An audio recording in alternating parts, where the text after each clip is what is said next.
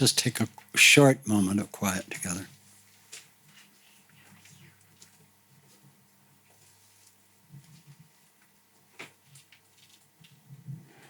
Peace, peace. Thank you, Oren. Where'd you go?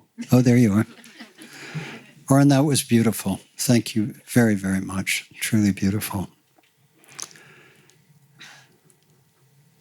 It's such a unusual experience for me to stand in front of a community of our friends at a moment like this where we are marking Oren turning 60, me turning 80, Commonweal having really started its journey with Full Circle 50 years ago, and now moving into a preparation over the next 3 years for Commonweal's 50th anniversary. And we're very conscious that this next 3 years is launching us into the next 50 years. And I think if today had any single message, it is that Commonweal is moving into the next half century stronger and more coherent and more useful and serviceful in the world than it has ever been.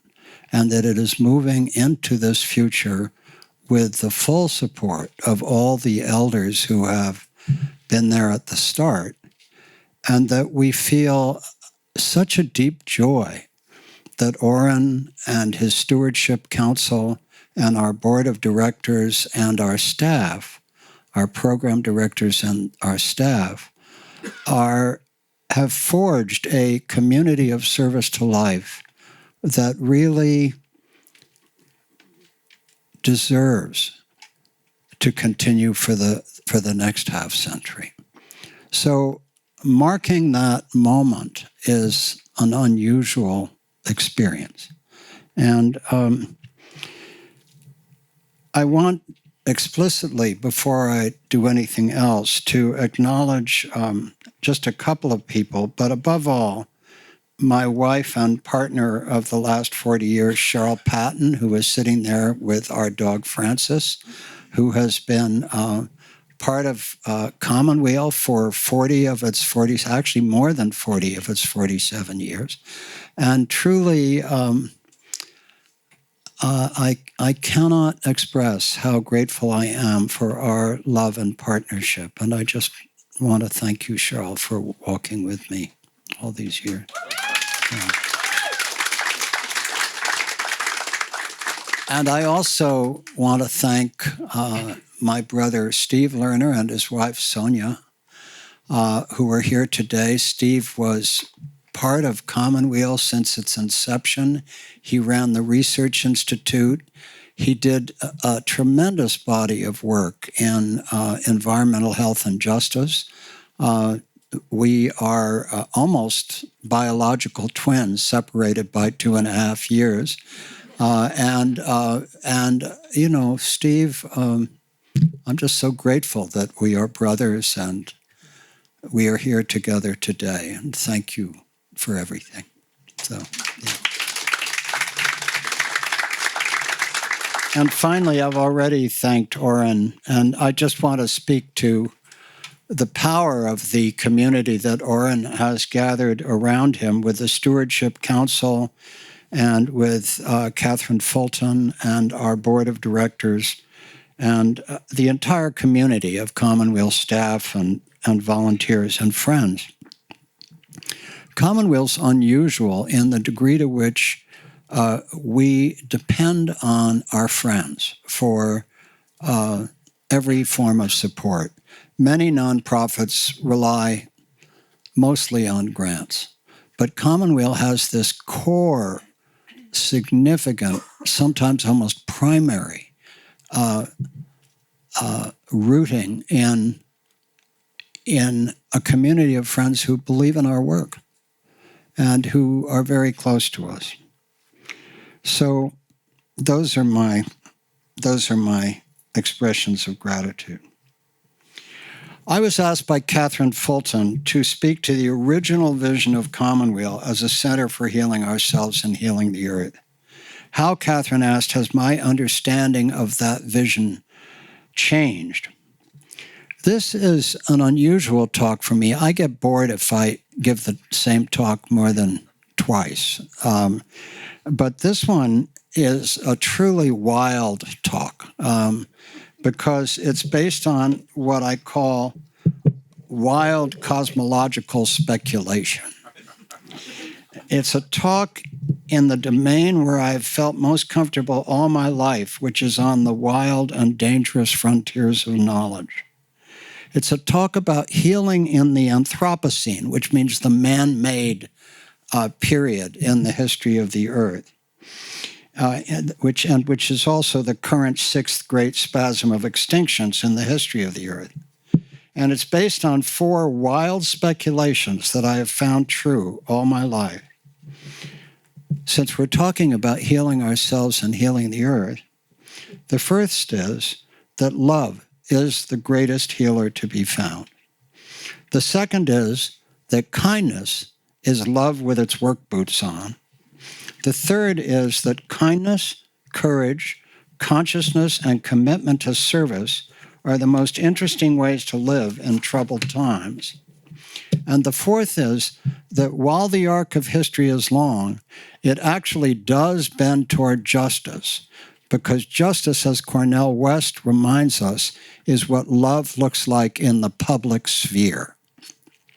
So why connect healing ourselves and healing the earth? Why was I given this vision when I looked out at the site and this shaft of light descended on the building and I had this vision of healing ourselves and healing the earth? Okay, that was my vision, but why make that central to Commonweal's work? First, we are living in this sixth great age of extinctions, this bottleneck in evolution, which some call the polycrisis. Second, it's truly hard to be healthy people on a sick planet. Third, we need, if the planet is to recover, to shift from a social and economic system that is destroying the biological basis of life on Earth to a regenerative and life-affirming society and economy. And fourth, and this is absolutely critical, as Einstein remarked, no great problem can be resolved at the level at which it was posed. And therefore, in my wild speculation, the polycrisis must be, the problem of ecology, which is the polycrisis, must be solved at the level of consciousness and cosmology. In other words, and this is where the wild speculation truly sets in, we need a new global consciousness. Therefore, the challenge of the Anthropocene may best be resolved by a new cosmology based on what is called in science the anthropic principle, the scientific observation that the universe appears designed to support life. This suggests what many mystics and those who report near-death experiences, and in fact many people from indigenous communities, tell us, which is that the universe is based on natural laws fundamentally structured around principles of cosmic love. Consider the possibility, which cosmologists believe to be true, that all over the universe, on some planets, life takes root, flourishes for a while, and then destroys itself, while on other planets, life learns to flourish in harmony with the nature of that planet. Consider the fact that living in harmony with nature is the great teaching of many of our indigenous traditions on Earth. And therefore consider that what is being asked of us is not some impossible task of technological invention, but rather a far more natural process of remembrance of our heritage of living in harmony with nature.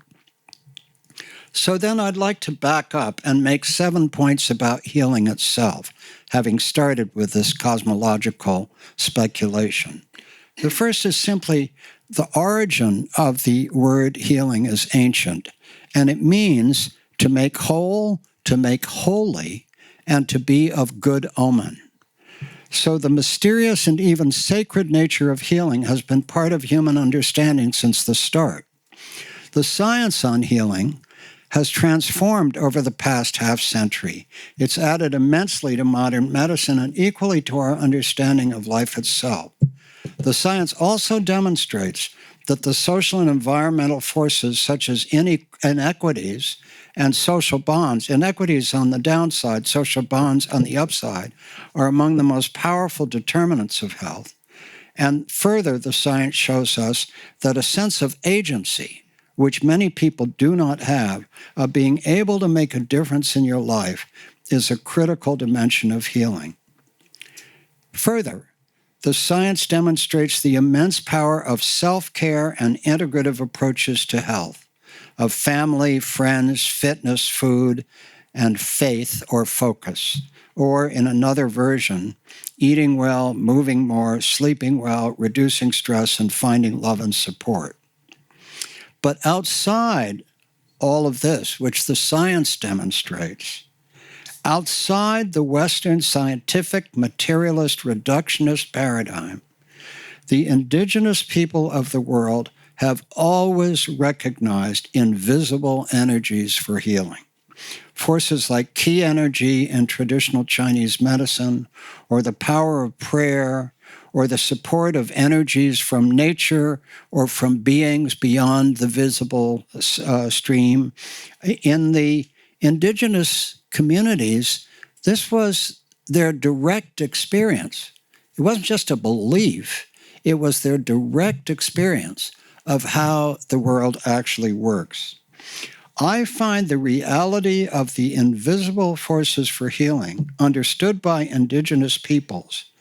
I find that may relate deeply to the profound shift in our understanding of physics and cosmology that I'll talk more about in a few moments, and that it may indeed show us the way to a new and also ancient consciousness that may help us save life on Earth. We just completed our 220th week-long Commonweal Cancer Help Program. On the first night of the Cancer Help Program, and quite a few alumni are here, I tell participants three things. The first is that healing is fundamentally different from curing. A cure is when a disease process is removed and does not recur. Healing, by contrast, is a movement toward wholeness that can take place both in moving toward recovery, but also as illness progresses, and even further, healing can take place, and I've often witnessed this, in the dying process. Second, there are the common conditions of healing that I just mentioned that help us build personal resilience, the self-care dimensions of this. But the third thing, which I really want to emphasize, is that there are also unique conditions of healing that have nothing to do with diet, stress reduction, exercise, and social support. The great poet William Blake once said that if you would help another person, you must do so in minute particulars or unique particulars. That is my experience in the Cancer Help Program and in life, that when I talk to people about what most needs healing in their lives, it's rarely about diet, exercise, stress reduction, and social support. It's usually about a child that they're troubled about, or a mate or partner that they're concerned about, or a parent, or something that they're concerned about deeply about themselves, something in their life histories, traumas from childhood, abuse, whatever it is. But it's incredibly unique.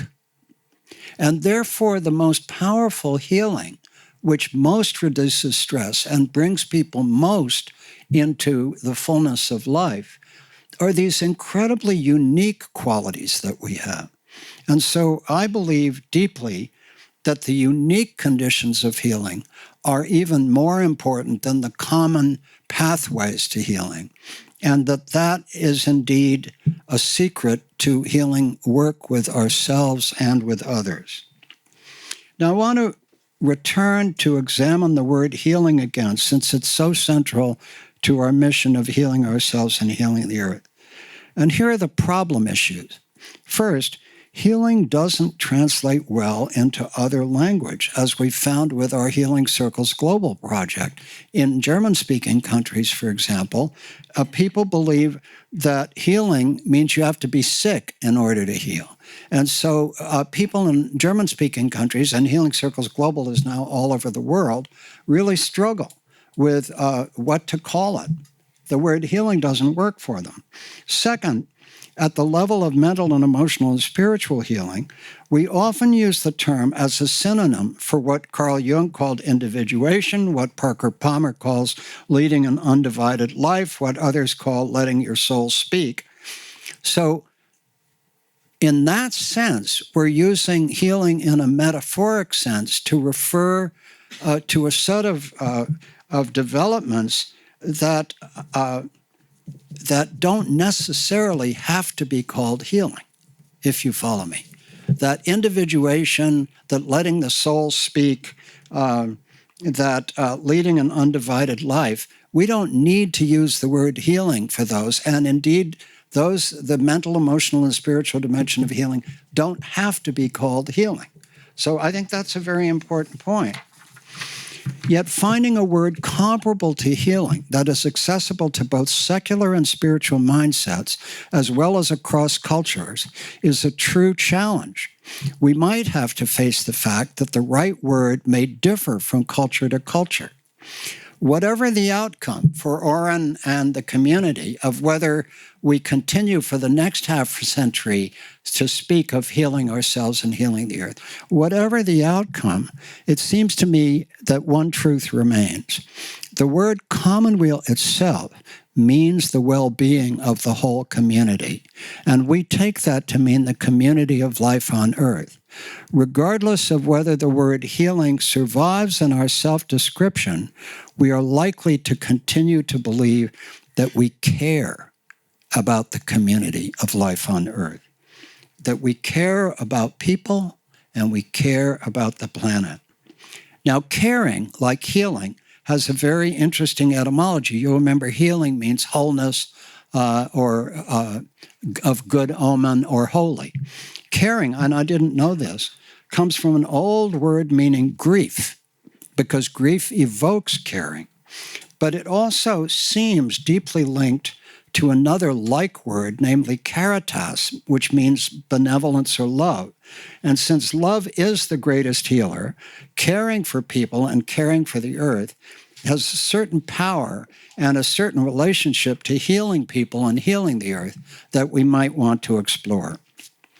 So, moving into Catherine's question to me about how things have changed in the past 50 years and how healing, our metaphor of healing ourselves and healing the earth must respond to where we are today, I want to suggest that there are four dimensions of extraordinary change that relates to how we understanding. The first is that American and global culture has changed over the last 50 years beyond recognition. The second is that American and global consciousness have also changed profoundly. The third is that global ecology, the polycrisis, the condition of nature, has been fundamentally altered. And the fourth is that the standard model of physics and cosmology, which seemed stable and permanent 50 years ago, is slowly but surely falling apart. In short, the period 1972, when I moved to Bolinas from teaching at Yale, to 2023, culture, consciousness, ecology, and cosmology have all undergone extraordinary shifts. And those four shifts underpin a profound shift in our understanding of healing ourselves and healing the earth. I'm not going to dwell on the global polycrisis today, since this is a day of celebration, and Oren rightly says the polycrisis is rarely celebratory material. Briefly, for those not familiar with the term, but most of you know are, we started working on it 10 years ago with Pete Myers and others. And today, everybody's heard of the polycrisis, and it just exploded as a global meme over the last year. But briefly, the polycrisis is the intersection of all the social, environmental, technological, economic, and other forces that are interacting with ever greater velocity, causing unpredictable future shocks of ever greater intensity. This is the polycrisis, the sixth great age of extinctions, the bottleneck in evolution I mentioned at the start. The basic truth about the polycrisis is we can't escape it, but we must learn to navigate it, and understanding it gives us greater skill in navigation. That does not mean the future is hopeless. It's not. But it does mean we have work to do. Now, here's where I become a heretic about the polycrisis among other people who work on the polycrisis. My fundamental belief is it's very important not to insist that people focus on the polycrisis. First of all, most people aren't interested. Secondly, they have more important personal concerns. Third, there's a deep analogy to living with cancer or any other life-threatening illness. Some people respond to a life-threatening illness best with denial, okay? Rachel Naomi Remen says denial gets bad press, but in fact, denial is a very, very useful mechanism when you're not ready to look at something. So denial of the polycrisis is actually a very useful response as long as it lasts. It's a very useful response as long as it lasts.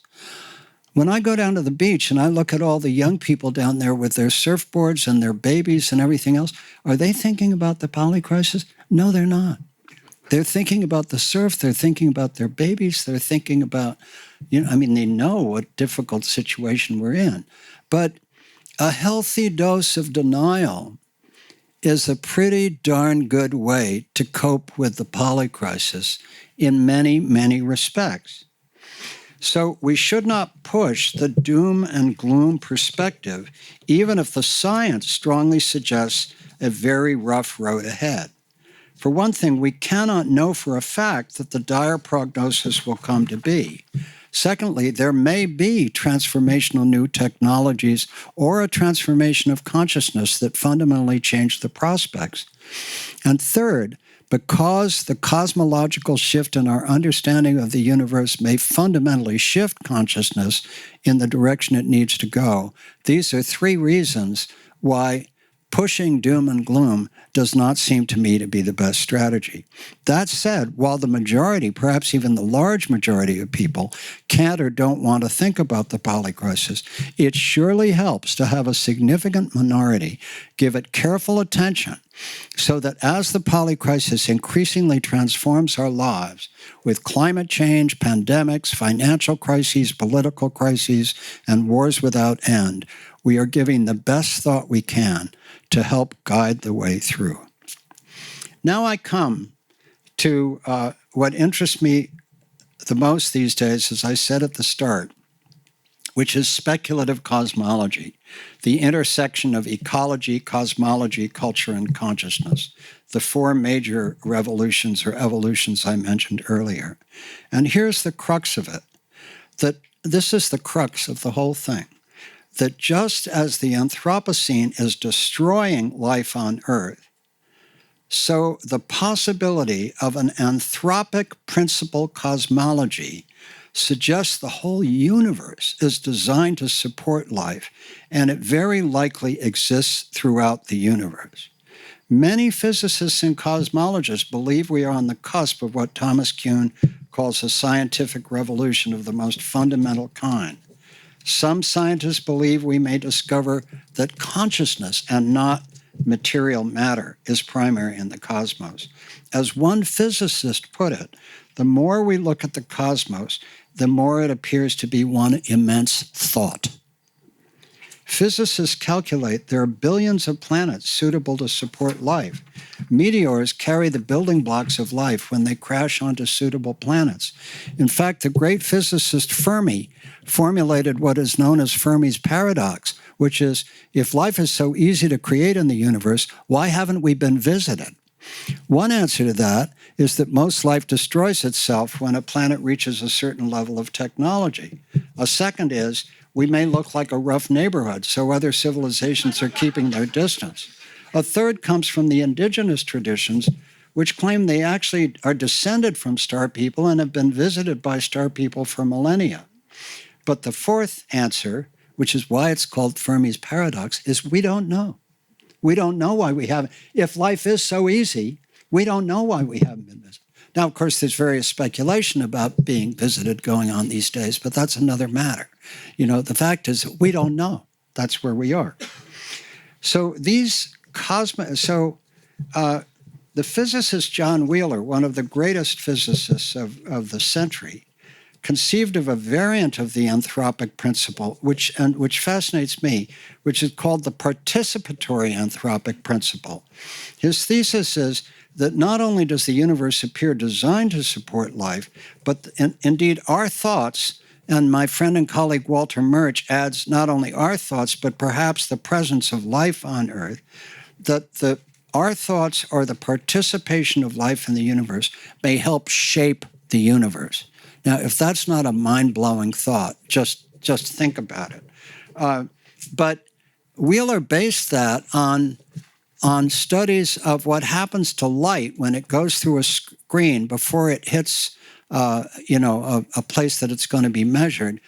And it turns out that whether the light shows up in these experiments as particles or waves depends on what the researcher is looking for.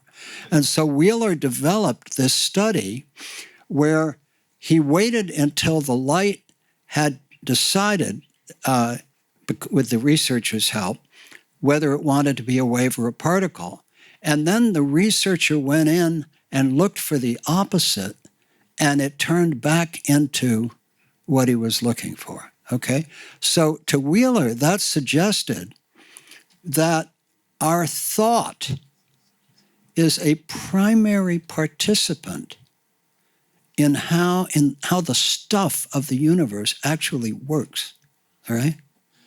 So if the universe that we can see appears perfectly designed to support life, and that drives traditional cosmologists and physicists crazy because it suggests something they don't want to think about, some form of intelligent design, God forbid, right? So if the universe appears directly designed to support life, then they say, that's just got to be random chance. What actually happens is we live in a multiverse. There are billions of universes taking place simultaneously, and we just happen to live in the random one that happens to support life, and that's why we see life wherever we look. Well, okay, that's a possibility, but we have no evidence that there are billions of universes. By contrast, when we look at the existing universe, it appears designed to support life. So how do we explain that? If we don't want to invoke some kind of God in that sense, what is it about the universe that appears directly designed to support life that's going on? And that, to me, is the greatest question of our time, and perhaps the greatest question of all time. So if this speculation of John Wheeler's about a participatory anthropic universe happens to be true, it will help us address many of the most fundamental anomalies in the standard model of physics, and the assumption that we hold that consciousness is just a random byproduct of a universe created by random interactions of atoms with no higher purpose than what we assign to it. Now, these speculations are not just mine. The New York Times on September 2nd had a beautiful piece that said, and I quote, "Physicists and astronomers are starting to get the sense that something may be really wrong. It's not just that some of us believe we may have to rethink the standard model of cosmology. we might have to change the way we think about some of the most basic features of our universe, a conceptual revolution that would have implications far beyond science. The Standard Model holds that normal matter constitutes only 4% of the universe. The rest is invisible stuff. It's either dark matter, 27%, or dark energy, 68%. Now, 4% in research studies is below the 5% normally used in scientific studies as the accepted statistical margin of error. In other words, we know less about the universe, only 4%, than we would, take as a margin of error in research studies. So how can we possibly believe that our standard model of cosmology, our assumptions that we live in a material universe, our assumption that a universe that appears designed to support life, that it's all just a random accident? What is the basis on which we make that assumption? So these folks go on to say, a revolution may end up being the best path to progress. That has certainly been the case with Copernicus, Darwin, and Einstein's theories. All three of those theories ended up having enormous cultural influence, threatening our sense of our special place in the cosmos, challenging our intuitions that were fundamentally different from animals, upending our faith in common sense ideas about the flow of time.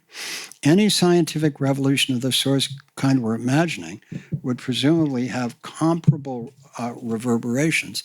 In other words, if the standard model falls apart, not only will it address the anomalies that have been